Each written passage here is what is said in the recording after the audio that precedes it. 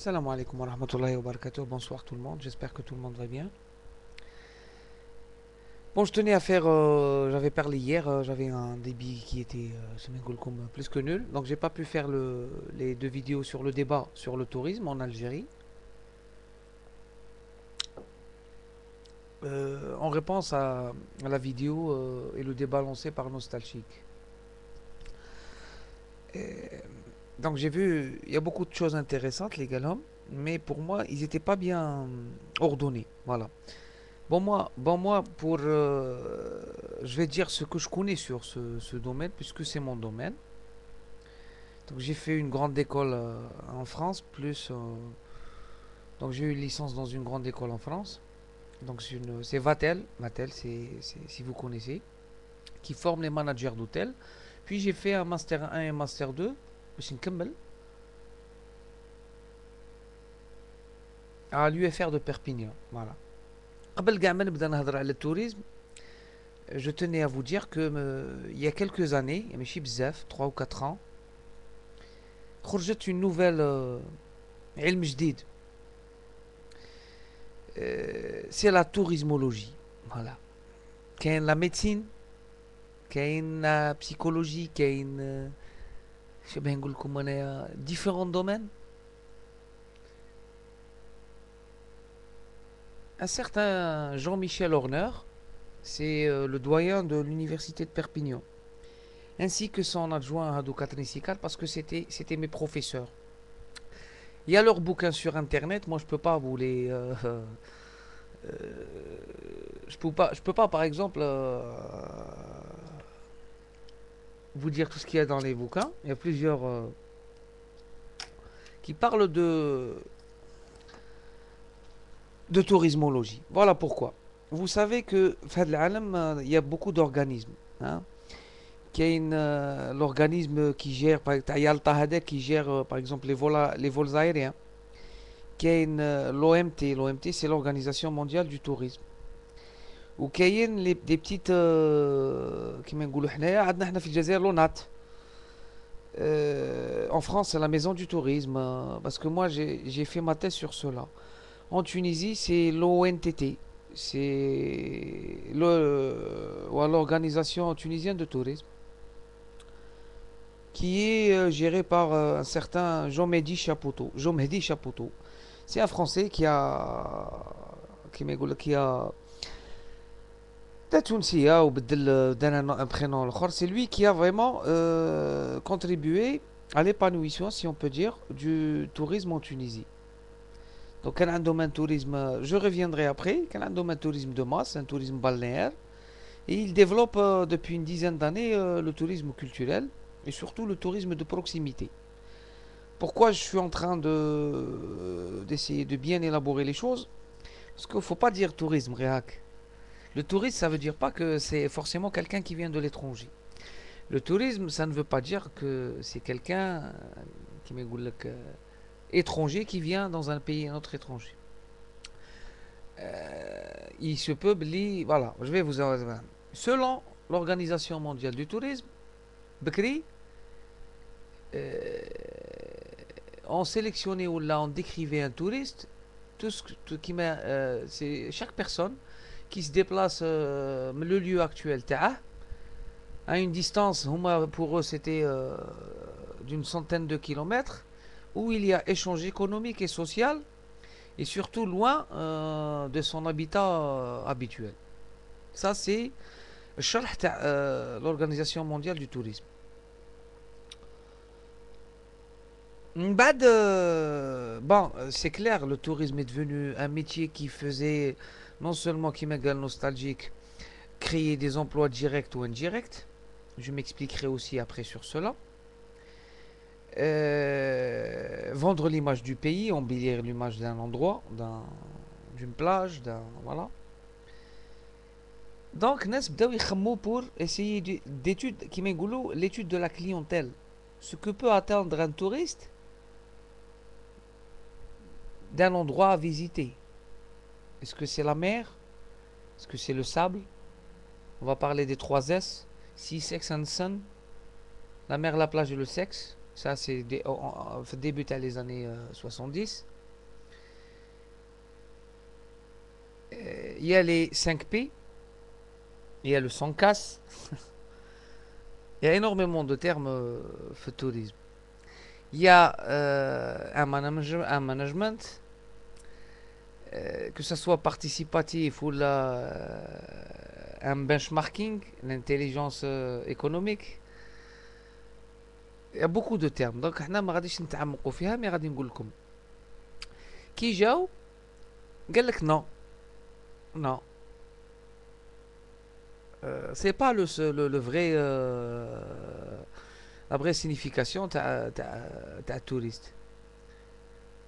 Parce que un voyageur, il est رايح pour par exemple une mission, قال نروح pour 2 jours de Paris à Amsterdam dans un hôtel où je dois signer un contrat. Selon l'Organisation mondiale du tourisme, cet site n'est pas touriste, c'est un voyageur. Mais puisque vous dites qu'il y a un échange économique et social, et non seulement راح من بلاد لبلاد واحدة أخرى, donc داروا هذا دخلوه في التوريزم. On appelle ça le tourisme d'affaires. Par exemple, je vais vous citer quelques chaînes. Starwood, par exemple, c'est une chaîne hôtelière qui est spécialisée dans les tourismes d'affaires. Le Sheraton, le Méridien, c'est l'ancienne chaîne française. Donc, voilà. من بعد قال لك هذاك السيد اللي يمشي par exemple d'Alger vers Mecca pour le pèlerinage. Et ben هذا selon هاد la tourismologie, هاد الحاج اللي راح يتعبد ويجيب عمره, selon eux c'est un touriste. راح من بلاصة كان متعود عليها, راح un autre endroit différent de son habituel endroit. Il y a un échange économique, il y a un besoin où il va prendre quelque chose. Donc il y a un échange économique et social toujours. Les hôtels marchent, الخدامة كاينين. Donc ça ressemble à du tourisme. C'est le tourisme de religion, le tourisme de pèlerinage. Tu trouves ça au Vatican, tu trouves ça à Saint-Jacques-de-Compostelle en Espagne. Il y a des gens qui vont au Mexique, à Cancun. Il y a des gens qui vont au Tibet. Donc c'est devenu tourisme تبدل. Il y a le tourisme culturel, les châteaux, les Atar, le désert, la Tunisie en a vraiment profité. L'Algérie avait les potentialités pour les années 70. La France, c'est le premier pays au monde fait tourisme. Ne cherchez pas, je vous le dis. 82 millions de touristes par jour. Vous allez me dire que je suis fou, mais non. Ça englobe tous les tourismes. Par exemple, juste sur Paris, à part le tourisme balnéaire et déjà Rakaïn, avec la plage addict à la Seine, vous avez le tourisme culturel, c'est visiter le Louvre, la Bourse, les Crazy Horse, tout ce qui est spectacle, Phuket, Champs-Élysées, l'Arc de Triomphe, la Tour Eiffel, Montmartre, Sacré-Cœur. Vous avez le tourisme sexuel, les boîtes gays, Place Clichy, voilà. Vous avez, qu'est-ce qu'il y a encore? Vous avez tous les touristes, tous les tourismes, tous les genres de tourisme et tous les genres de touristes. Vous trouvez le smicard, l'étranger, l'européen, l'arabe, l'africain, كل واحد واش يحوس. Eh ben la France c'est le pays le premier en tourisme. Et n'on parle pas des tourismes, les vendanges. Ça aussi c'est maintenant c'est conçu et c'est qui pris comme un genre de tourisme.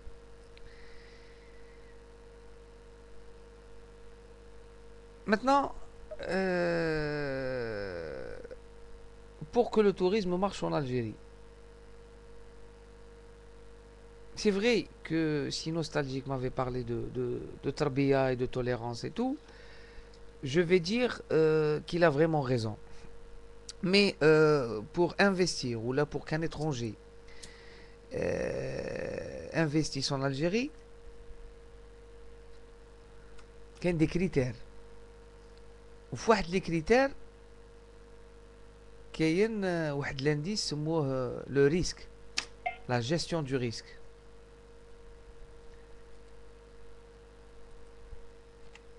La gestion du risque, c'est le risque pays. Par exemple, si le pays fait une guerre civile, ou là, ça risque de ne pas marcher, pays, mais quand je dis 500 hôtels en Éthiopie, ça ne peut pas marcher. Quand je dis 500 hôtels en Algérie, ça ne peut pas marcher. Puisque la gestion du risque de bled, c'est un pays instable. Quel est le risque économique? Les transferts d'argent, vous savez, lorsque vous voulez attirer des touristes et vous les avez, il vous faut des low cost, il vous faut des tours opérateurs, il vous faut des compagnies aériennes. En Algérie, après le problème Khalifa, il n'y a pas beaucoup de compagnies. Et il faut légaliser le charter, bzef. Ça veut dire des vols la nuit, des vols très tôt le matin, et il n'y a pas de droit de parking.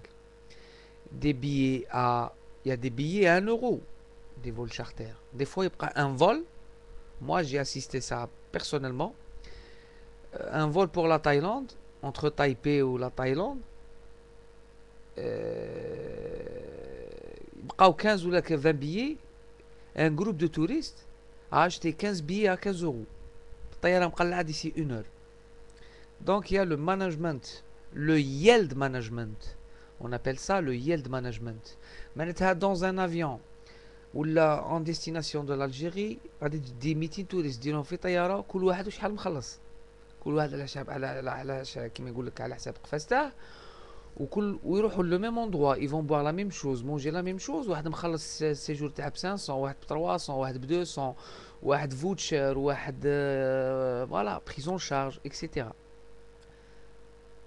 Donc il y a beaucoup de choses à élaborer. Bon, c'est vrai, l'acceptation de l'étranger, en Algérie, ça va être difficile sur deux points. C'est que l'Algérien met l'étranger, ça une chose, mais non, c'est l'insécurité. Les agressions, moi j'ai vécu 3 ans en Tunisie, tu mets ton portable, fais tabla, ou la plage privée, tu le retrouves. En plus, les Tunisiens, à part le tourisme, je suis à la pêche ou je suis à l'agriculture, ils vivent avec le tourisme. Donc ils sont obligés d'accepter le touriste. Il y a واحد التعامل بين التوريست والتونسي سي كو التونسي على بالو باللي بلادك توريست ما يعيش وما ياكلش وما يشربش وما يسكنش وما يتزوجش وما يخدمش والتوريست على بالو باللي هذيك البلاد اللي رايح لها سي دي فاكونس با شير.